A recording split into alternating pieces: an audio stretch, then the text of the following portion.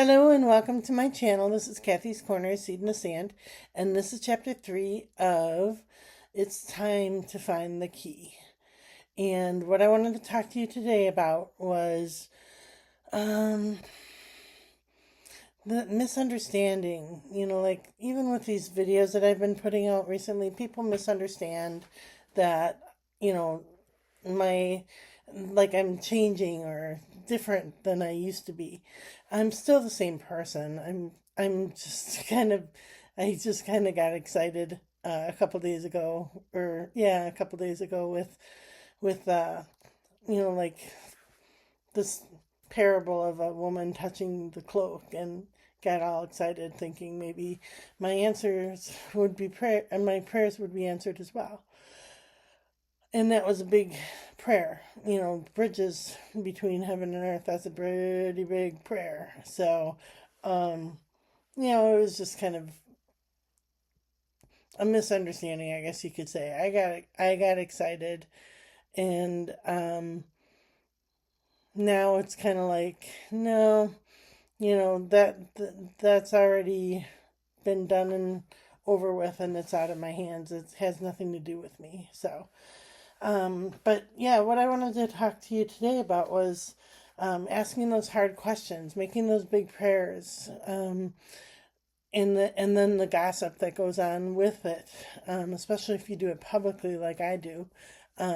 People will misunderstand, they will judge, they will say, "Oh, she's going off the deep end," type thing, and none of those things are true. It's just that you know, I like to dream big dreams and pray big prayers. And now the prayer that I have is that Martin Luther King Jr. His dreams come true. I mean, they've never been fulfilled. In the '60s, they were, like having this movement, and then all of it just ended. It just stopped, and we've just kind of been sitting still, and nobody ever said, let's continue this forward. Nobody ever stepped up, at least that I know of. I don't know, maybe other people have, and said, let's continue this movement. Let's continue this bridge between, you know, whether you're talking about between good and bad, right and wrong, um, um, you know, all those polar opposites of each other. Even like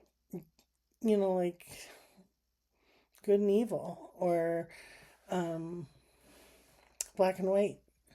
I'm not talking about the color of your skin. I'm talking about like there's black on a piece of paper and there's white on a piece of paper. It's two polar opposites of each other. Why is it that we can't make this movement to conform and become one? I don't understand why we have to be so far apart. Even with my kids, one daughter I get along with. We have a lot in common. We enjoy musicals. We enjoy music. We enjoy spending time together and goofing around, just hanging out. And my other daughter is like, nope. I got my own friends. I got my dad. I got, blah, blah, blah. Um, and we have kind of no relationship with each other. So it seems like it's that polar opposite where it's black and white. And nothing against her. I love her very much. I wish I could spend more time with her. She's just a very busy person, and she has a lot going on in her life, and she's probably exhausted because she's working so hard. Um, and I wish her a lot of love. I wish her nothing but the best. I just wish I could be a part of her life. So between, like this dynamic of it's all or nothing, it's, black or white. And there's a lot of chaotic things going on where it's like, oh no, I can't do this because, you know, my ex-husband will get angry or something. So, whatever. I can't control that. But it seems to be that polar opposite again, where even the kids kind of have that feeling that they would want to be together as one, with each other and with me. And, I know that a lot of people with broken, not broken homes, but the relationships are broken. And they feel kind of stuck. They kind of feel like they have to make a commitment to one or the other parent. And that makes me sad that we can't have that bridge, that we can't come together, that we can't mesh.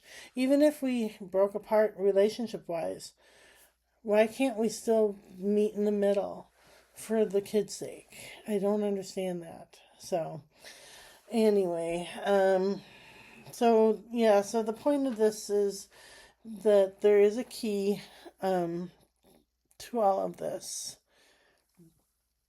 and that key is Jesus. We all know that Jesus lives within all of us, or most of us, whoever accepts him, I guess. He's there. Um, and he is the key to a lot of this. And I guess, sometimes I'm kind of rambling today. I'm sorry. Sometimes I think I'm that invisible girl, that invisible one and I said that in that story that I wrote the other day, that I wanted to be invisible. I chose to be invisible. And, God, in the Bible or in religion, it says that God had his one and only Son come to save the world. And sometimes I dream big dreams. Sometimes I think I'm that invisible daughter, that nobody knows about, that just prays the big prayers and dreams the big dreams. And so, maybe we all do hold the key in our spirit, in our heart. Maybe we are all the invisible ones, the ones that just pray and say, Lord, make my life better, make my world better, make my universe better. Find the key. Where's the key? What is the key? Maybe it isn't Jesus. Maybe it's me. The invisible one. Or you, the invisible one.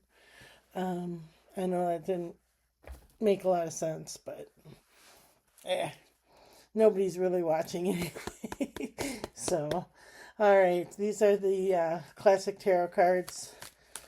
And what I'm going to put the intention in with these three today is that we can find the key to Dr. Martin Luther King Jr.'s dream, and we can continue his dream. And, like Elvis had a movement, and Johnny Cash had a movement to, nobody should be alone. He wore black for those who were invisible, the ones who were alone. So, sorry, I'm rambling again. All right, for the past we have the Hermit card, which is, kind of going within, retreating. And for the present, we have the Three of Cups, which is like a celebration, coming together, lots of enjoyment. And for the future, we have the Wheel of Fortune. Three really nice cards. Wheel of Fortune means, what you put out in the world, you're going to receive back into the world. You put out good, you will receive good. So, all right. And then these are the Healing Spirit cards by Gordon Smith. And the card we picked today is go within again. We've had that one many times. Number 48.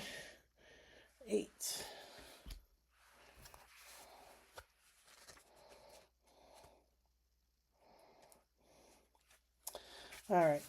So it says, no matter how much you have learned or how much you are seen to the trusted one that others go to for help and guidance, you must always remember to give something back to yourself.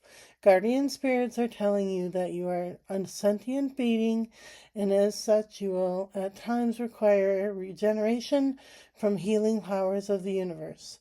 Meditation is a good for mind and soul, and allows yourself to be still when required, and will bring balance and contentment, which in turn will create clarity and peace. The inner you is your environment, so remember to treat yourself well.